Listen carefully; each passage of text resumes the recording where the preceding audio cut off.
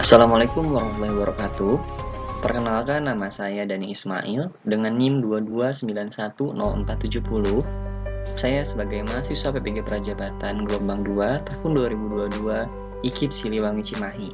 Di sini saya akan memaparkan tentang hasil pembelajaran, evaluasi, dan refleksi pada PPA 1 siklus 1 untuk tugas ruang kolaborasi topik 6 mata kuliah pemahaman peserta didik dan pembelajarannya.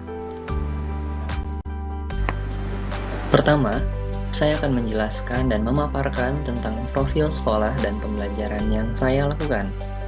Satuan pendidikan ada di SDN Melong Mandiri 4, kelas 2, semester 2, tema 5, pengalamanku, subtema 4, pengalamanku di tempat wisata, pembelajaran 4, alokasi waktu 1 kali pertemuan atau 2 kali 35 menit untuk hari dan tanggal pada hari Kamis 2 Januari 2023, dan model pembelajaran yang saya gunakan adalah saintifik.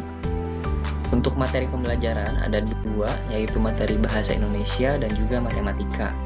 Untuk Indonesia itu tentang ucapan permintaan tolong, sedangkan untuk matematika itu tentang jarak.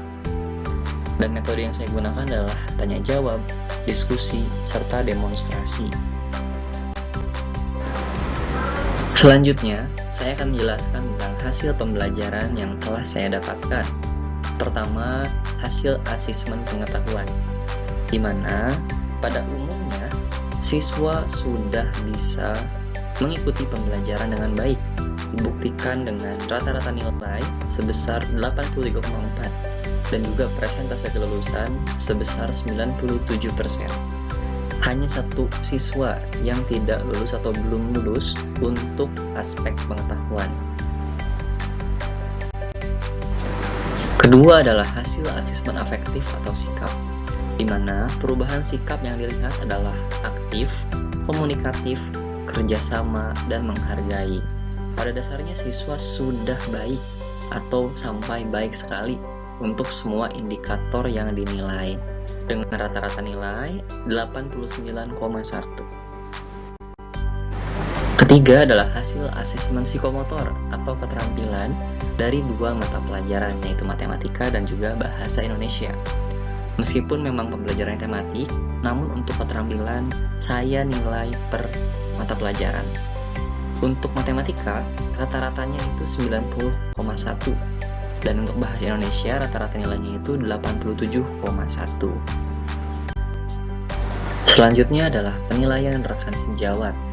Pada saat saya siklus 1, rekan sejawat saya menjadi observer atau menjadi penilai selain dosen dan juga guru pamong, di mana rekan sejawat memberikan penilaian secara umum sudah baik, materi tersampaikan, namun terdapat beberapa hal yang harus diperbaiki, yaitu cara memfokuskan siswa dan manajemen waktu. Lalu ada penilaian dosen pembimbing lapangan, di mana menurut beliau penampilan yang telah saya lakukan untuk siklus 1 mengajar sudah baik untuk orang yang pertama tampil. Namun ada masukan. Menurut beliau coba diperbanyak untuk kegiatan bernyanyi, bermain, untuk memfokuskan siswa.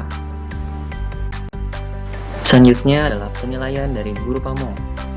Menurut beliau, penampilan saya sudah baik, namun wajar saja masih ada kesalahan atau kesulitan karena siklus 1 dan tampil pertama.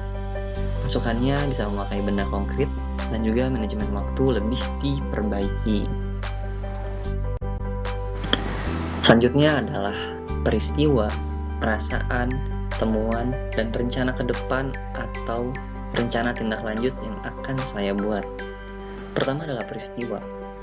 Praktik mengajar terbimbing siklus 1 ini dilakukan pada hari Kamis, tanggal 2 Februari 2022.